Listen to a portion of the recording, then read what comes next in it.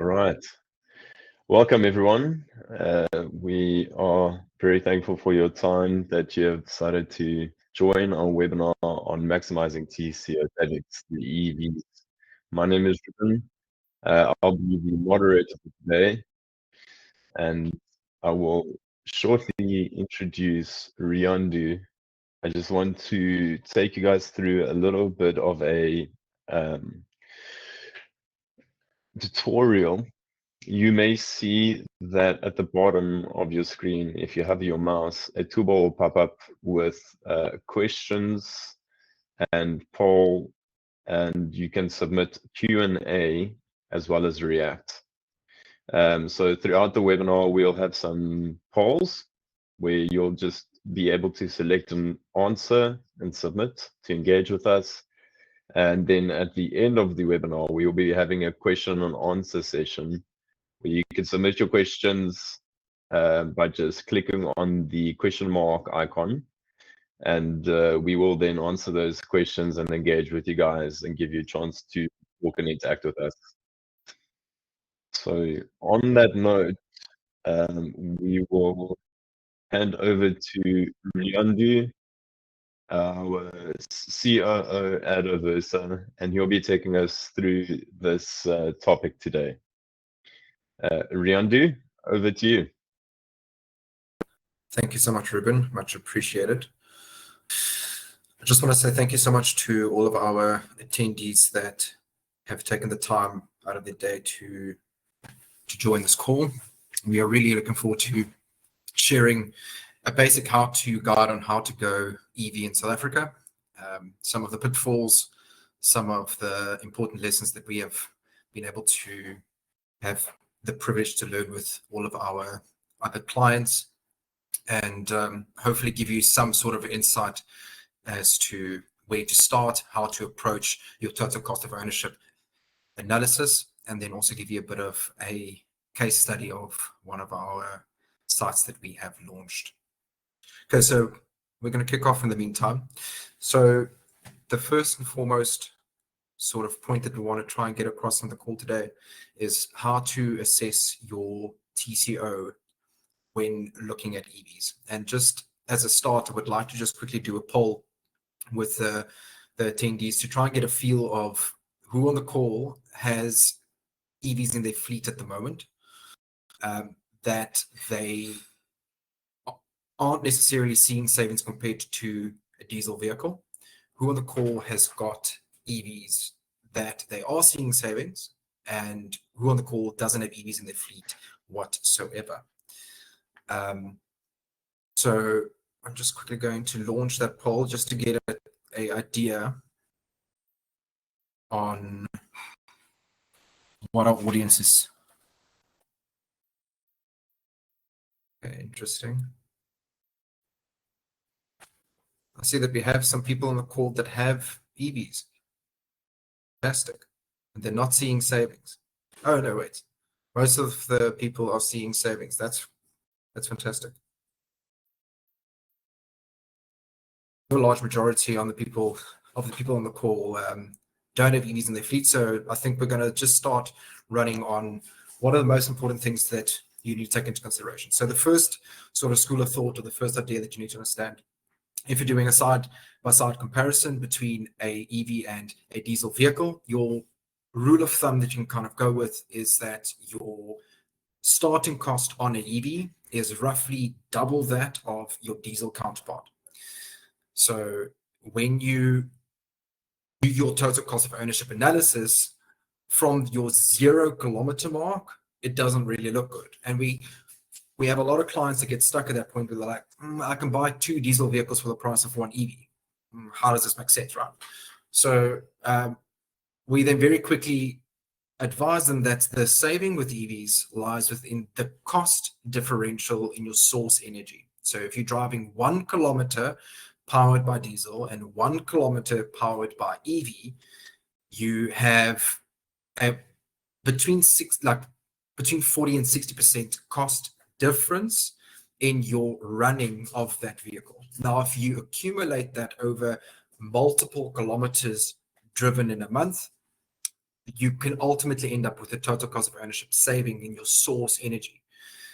And that source energy saving is enough to make up the difference in your monthly installment on a diesel versus EV vehicle comparison.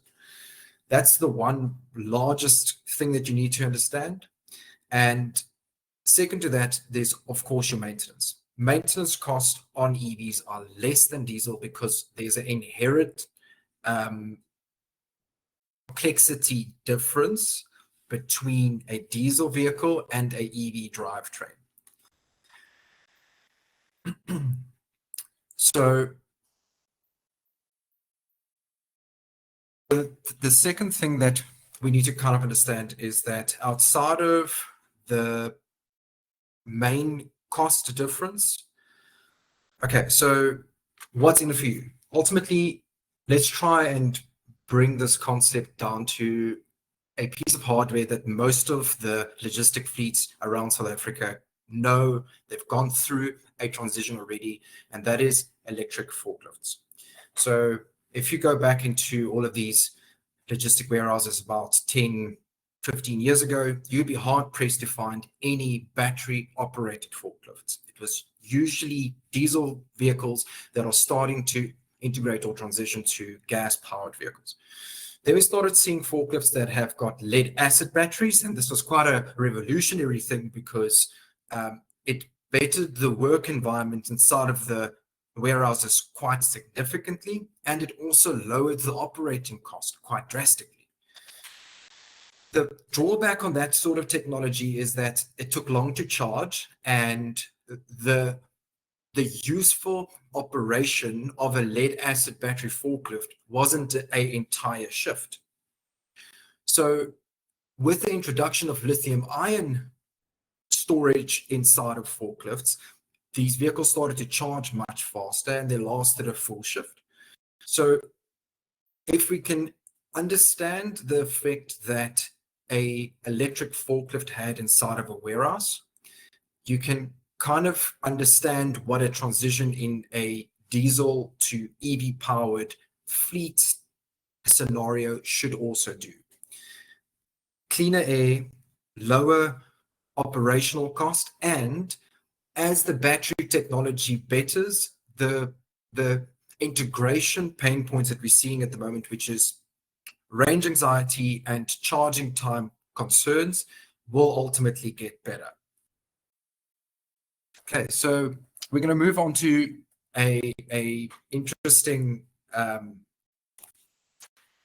sort of side-by-side comparison. But first, I just want to run you guys through what the hidden costs of internal combustion engine vehicles are.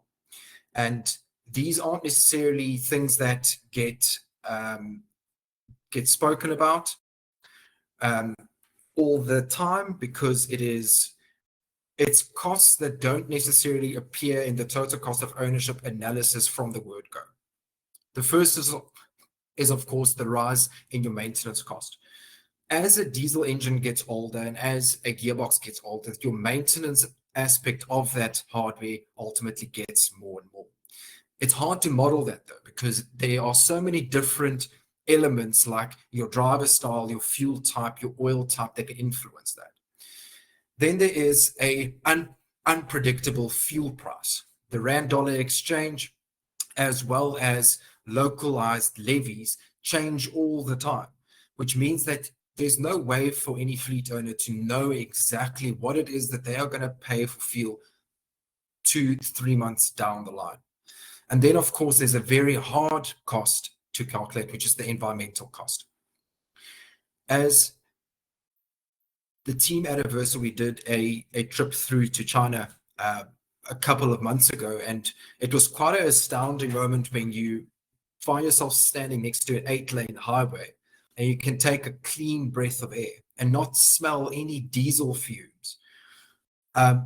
It's hard to explain to people the impact that clean air has on the livability inside of cities as soon as the majority of the vehicles inside of a city starts to change over to electric power.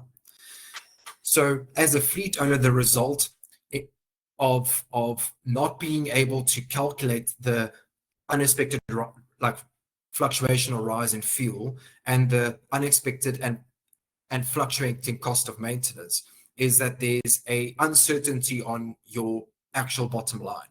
And as far as your ESG agenda goes, it's really hard to make fuel or diesel powered vehicles more green than what it is that they are right now. We're sitting with Euro 6, sometimes even Euro 7 standard, but those vehicles can't really operate in South Africa because our fuel doesn't necessarily support those sort of emission standards. The second is the risk of staying with ICE vehicles, right? So there's a term in accounting called a impaired asset, or a impaired asset class rather. And the impaired asset class is when your asset depreciates in value, not necessarily because of factors within your control, but because of market conditions. Now, we've seen something quite interesting happening in Europe, especially some interesting figures coming out of the UK, where the second-hand market price of internal combustion engine vehicles are plummeting. And the guaranteed buyback that the OEMs used to be able to give on these vehicles are getting under increased pressure. So to not account for that in your business strategy can be a very big risk. We spoke about the fluctuation in your energy cost a little bit earlier, and there's a school of thought that says, no, the more EVs there are on the road, the cheaper my petrol or my diesel will get because the demand will drop. And it's a price and demand system. Now, there might be a grain of truth to that, but I would invite you to think of one natural resource in this world that was in a finite availability that was able to reduce in price. The countries that have oil would ultimately want to sell that oil at the highest possible rate. So we see that with OPEC at the moment. As soon as the fuel price or the Brent crude starts to drop, they cut on their actual production output because they want to try and keep that price high. So it is a risk to assume that diesel will get cheaper.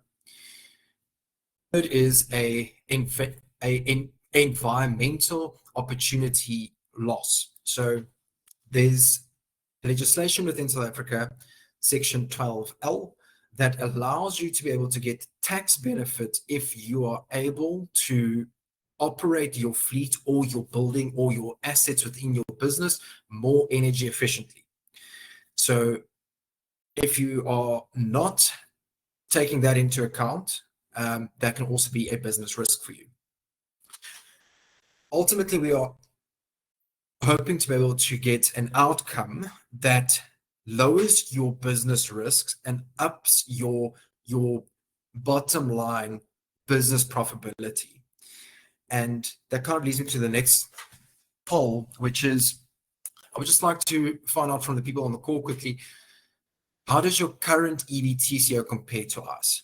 I would like to know, on your current fleets, do you guys do TCO assessment? And if you do, are you seeing a total cost of ownership that is less? I would like to just quickly run through this again. I believe that it kind of links up onto our first question, and the majority of people said that they don't run EVs. There's a majority, or a minority on the call that says that they do run. I don't think that it will be applicable for us to actually run this poll, so I'm rather going to assume that the majority of the call wouldn't know because they haven't done a TCO analysis, and I'll try and speak to the EV owners on the other side on our case study to try and share some interesting ideas that might increase your total cost of ownership savings in the long run. Let's actually move on to the next slide.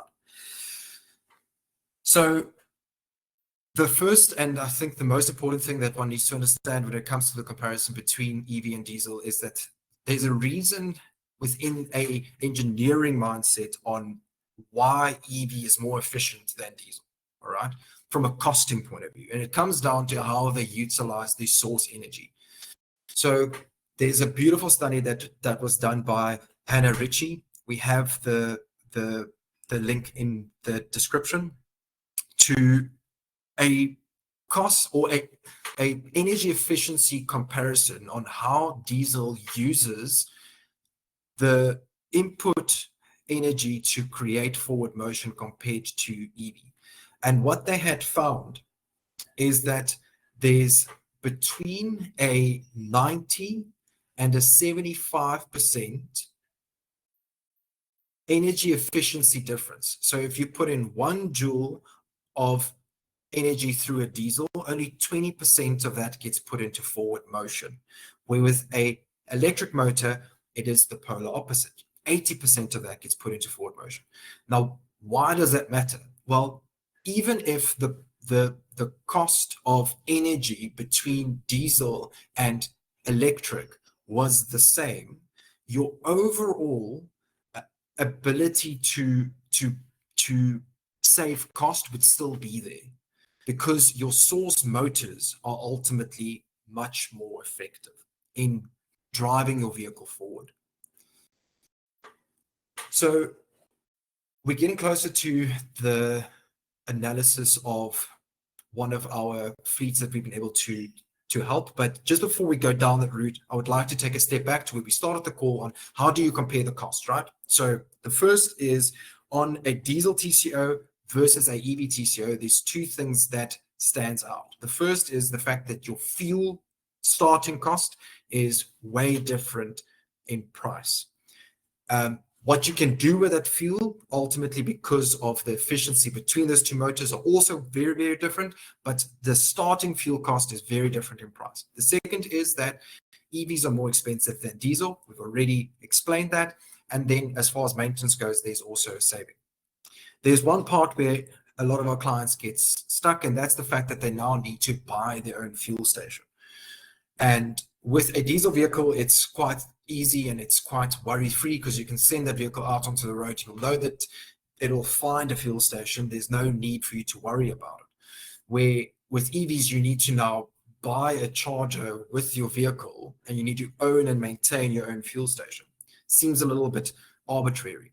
We'll touch back on that, but just understand that those factors are the core factors that we use to compare the total cost of ownership between these two technologies. I'm going to the next slide, which is the start of our case study. So we started a journey with Takealot around about 3.5 years ago, where we engaged with them on the possibility of running some electric vehicles in their fleet. Now, when you start a process like this, it's recommended from our side to start with a viability study, which there's a whole bunch of factors that we take into account.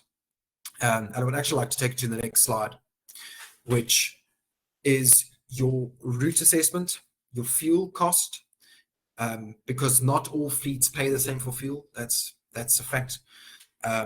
Maintenance cost, your maintenance cost on various vehicles all differ. Your power supply, this is usually completely different from site to site.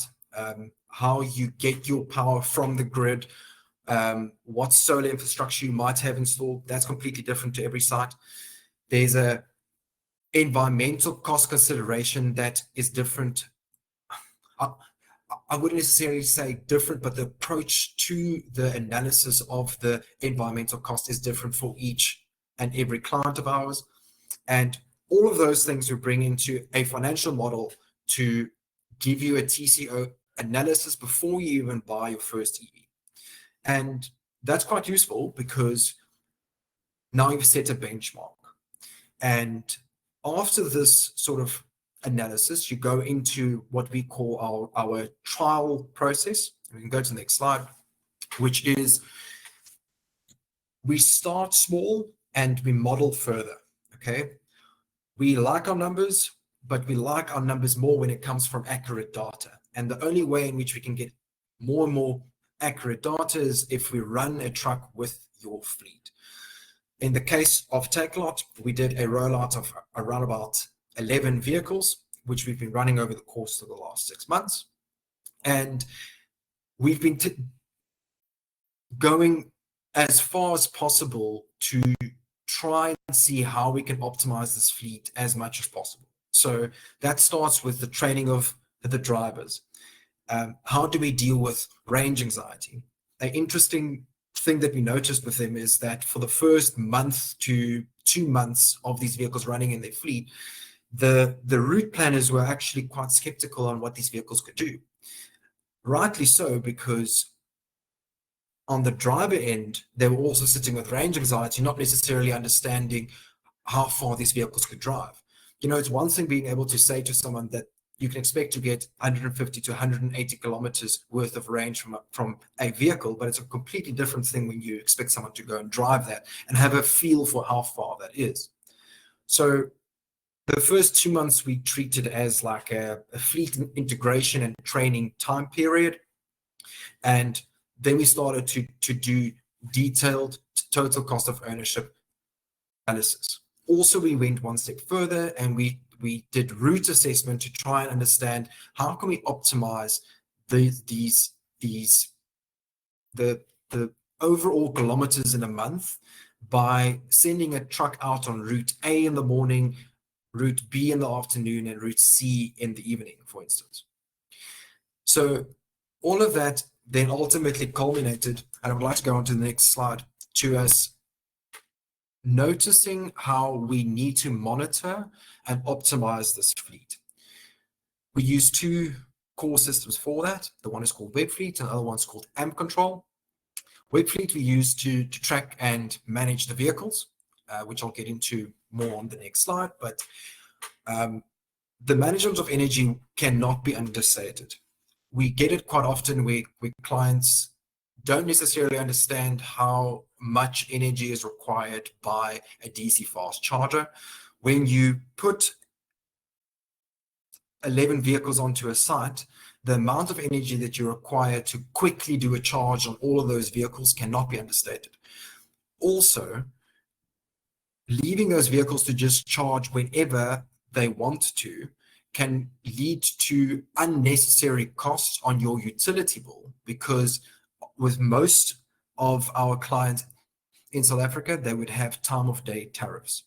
And if the truck plugs in at the wrong time, for instance, in Ekurhuleni, you would pay a rate of around about 10 Rand, close to 11 Rand per kilowatt hour, compared to the standard rate tariff of around about 2.70 Rand.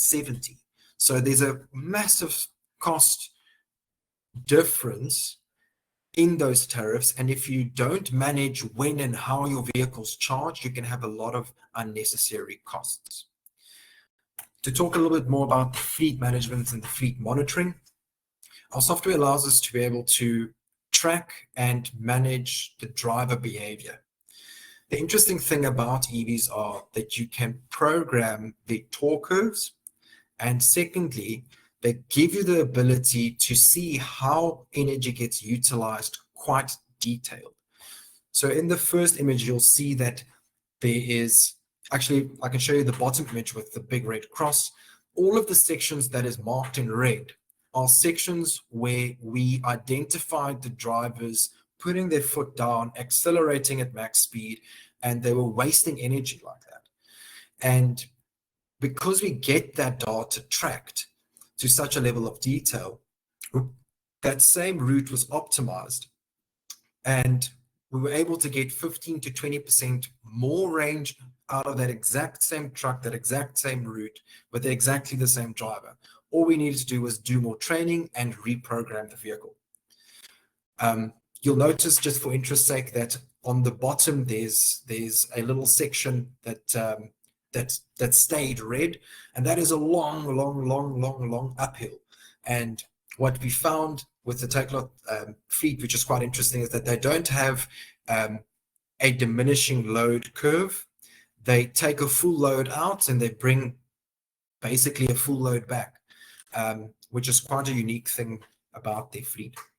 I'd like to go into the next slide, which is just a quick run through on what was the high level sort of results that we've seen on the first integration trial thus far. We were able to save them 12.93% on their total cost of ownership, if we take the average month to month over the last 6 months. Also, we've been able to drive these vehicles more than 7,000 kilometers per vehicle per month, consistently over the fleet. Outside of that, we've also been able to gather enough data now in order to implement phase 1 of the green energy rollout, which will give us 60 to 70% of the total fleet energy requirement from green energy.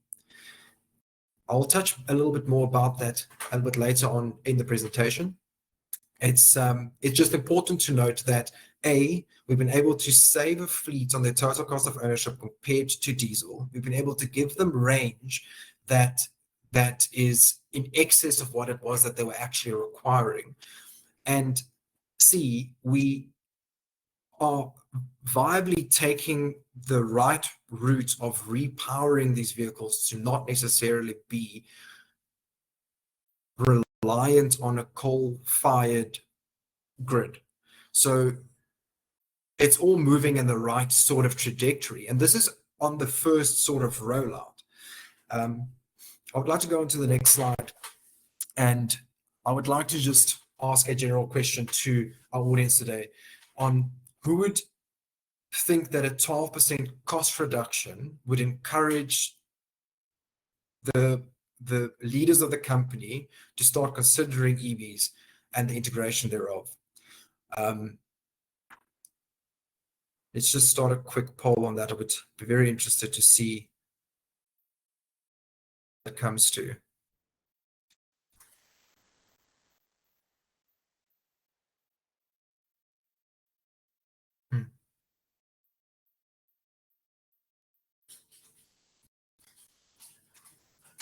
There's a lot of maybes coming through, which is interesting. Right. More people are saying yes. That's fantastic. All right, cool. So what my suggestion is, let's quickly run through the charging, and then I would like to invite people that said maybe to tell us what they regard as being a larger pain point that we haven't addressed in the closing of this presentation. All right. So let's just talk about the cost of the infrastructure. Okay, so we've spoken about the cost of the vehicle a little bit earlier on the call. We mentioned that there's this idea that you need to buy your fuel station and manage it with your vehicle. I just want to try and break that down a little bit. So as Aeversa, one of our charging principles is that we highly suggest that you open your site with a DC fast charger. The reason for that is quite simple. Imagine you have now purchased your first EV and you've purchased a cheap AC charger with that vehicle. Also imagine then in daily operations that vehicle wasn't plugged in at the end of the shift when you were anticipating for it to charge throughout the night, and you get there the next morning and it's not charged. Now, if you plug that vehicle on an AC charger, it's going to charge until 1 o'clock that day to charge up in order for you to go and viably use it.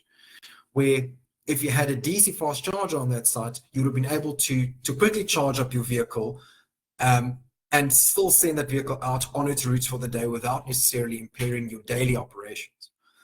Outside of that, with a DC fast charger, you also have more flexibility around your charging speed.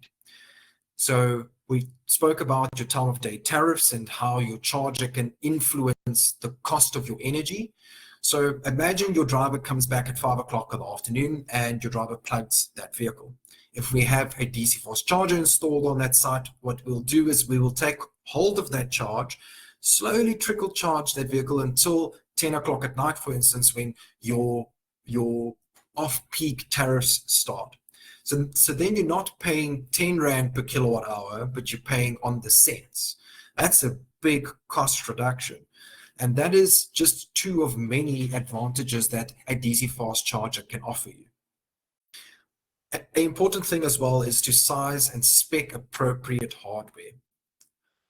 We always encourage our clients to begin with the end in mind. So when we do our our kickoff modeling, we would give a client a picture of what the first two vehicles might look like, and we would advise them from the word go to say, if you can put these vehicles on these routes, you can justify the overall cost of a larger charging station, that if you bring your third or your fourth vehicle onto site, that your total cost per charger starts to drop.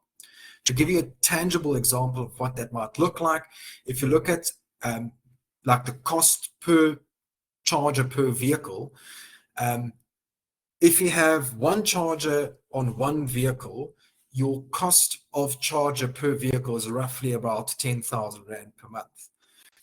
That very quickly starts to change as soon as you start to scale.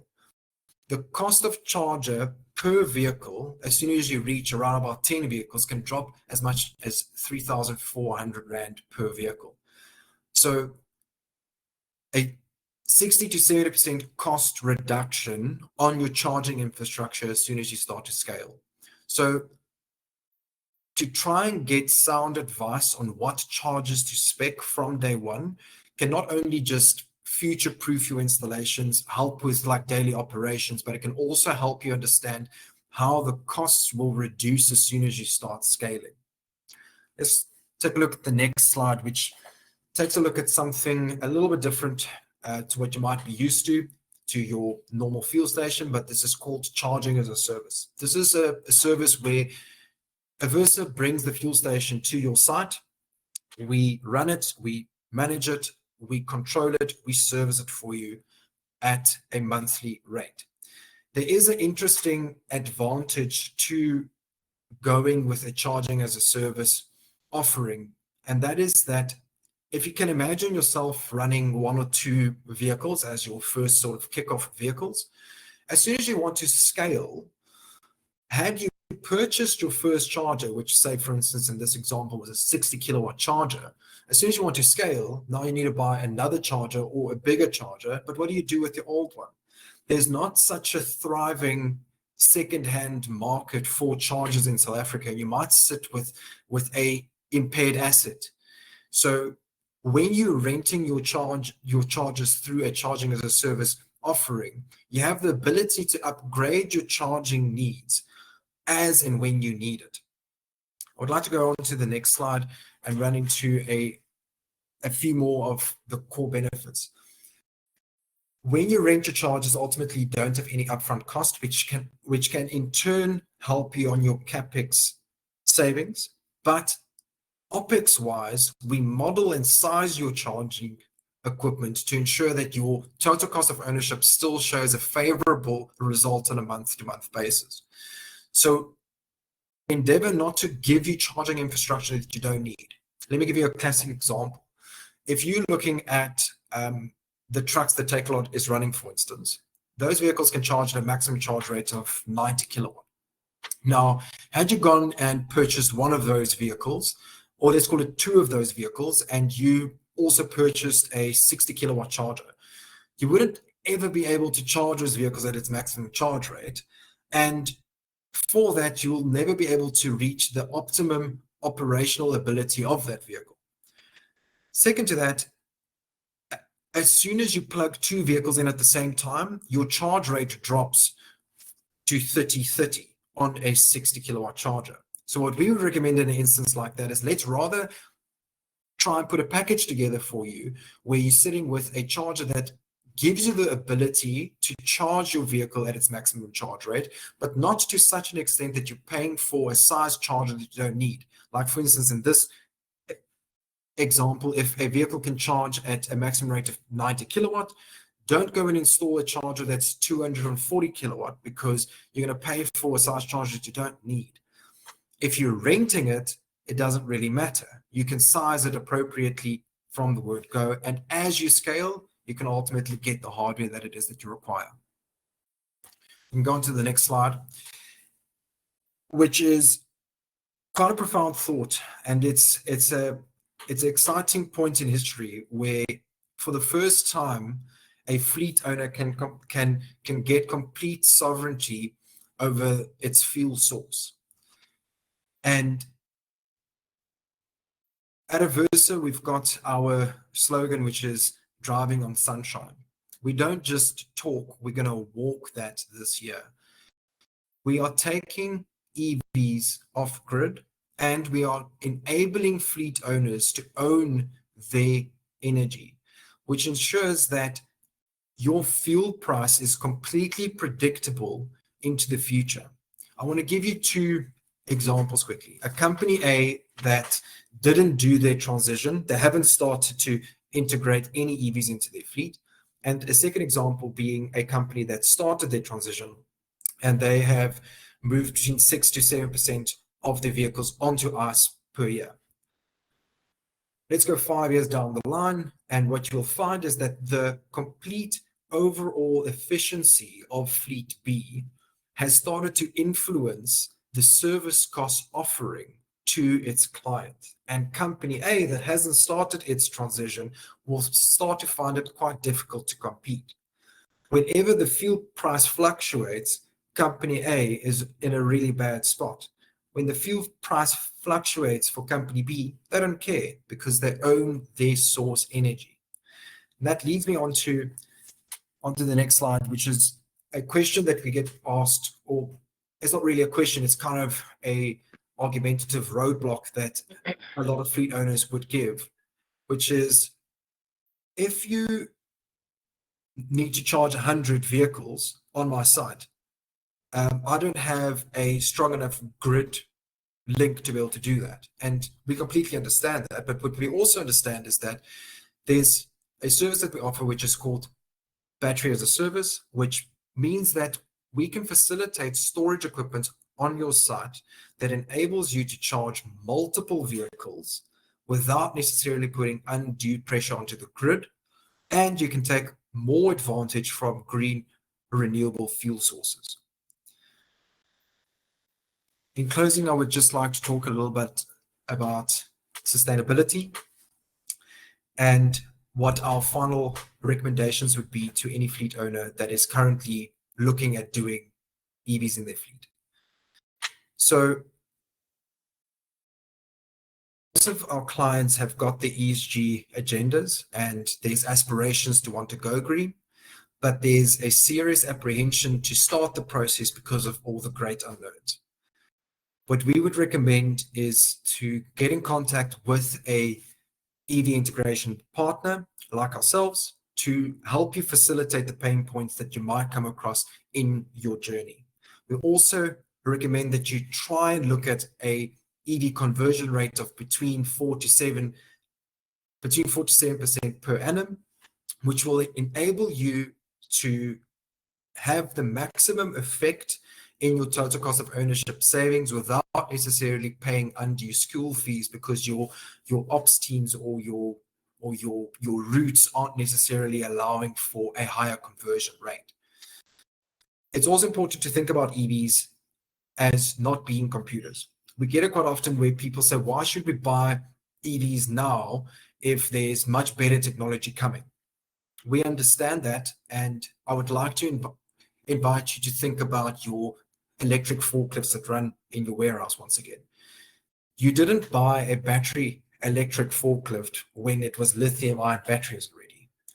You bought a lead acid system that wasn't perfect, but it got the job done in certain aspects 100%. And that's exactly what we're kind of like trying to recommend our clients to do at the moment.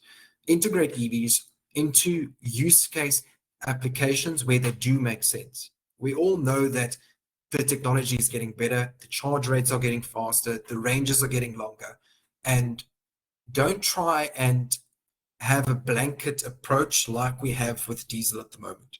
Do a slow transition and understand that you're trying to apply the technology where it makes sense at the moment. I would like to open the Q&A at the moment. There was a couple of participants that answered a maybe to our second poll, and I'm quite interested to find out from them what pain points might you identify that hasn't been addressed in this, or is there any key questions that you might have that is holding your organization back from being able to transition? All right, guys. So if you want to submit your question in the Q&A section, or otherwise, just give me a thumbs up with emojis, and we'll give you a chance to talk and unmute you. Fantastic, thank you.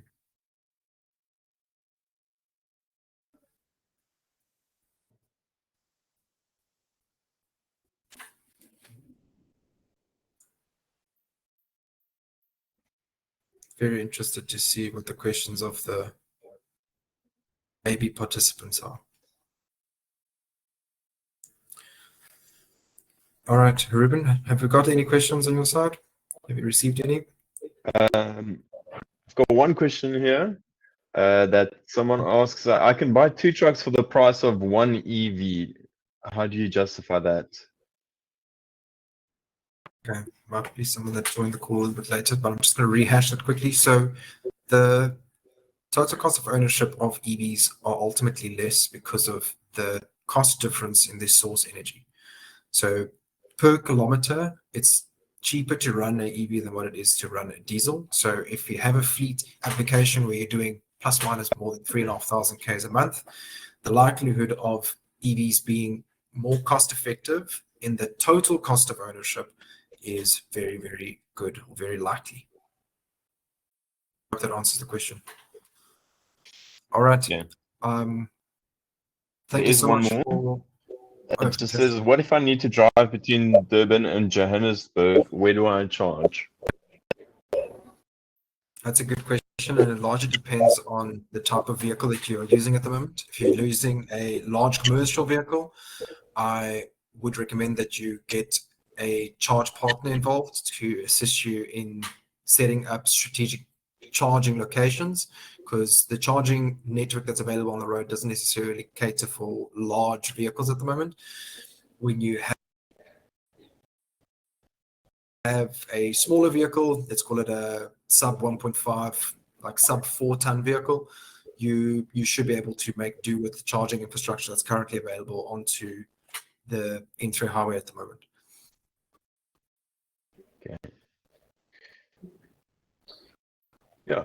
If there are no more questions from the audience, we will move to just thank you guys. Thank you, Reando. Thank you for everyone that attended today.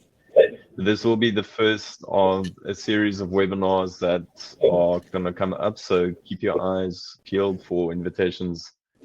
Yeah, we look forward to engaging with the community more.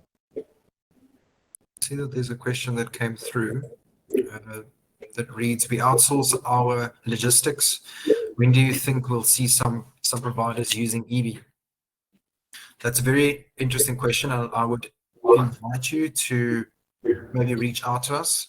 It depends on the route, and it depends on your vehicle class, and we might be able to either suggest existing FML providers that can assist you either with the vehicles themselves or with a complete managed logistics solution.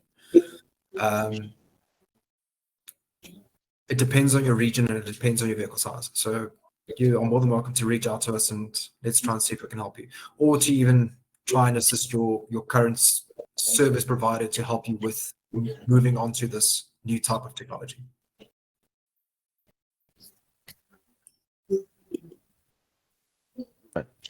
Ryan, does that answer your question?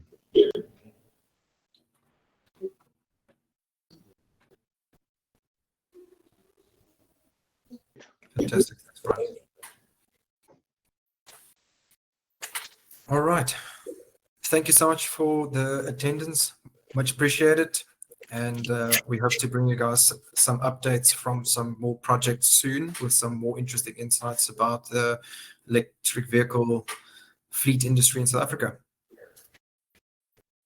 Thank you, everyone.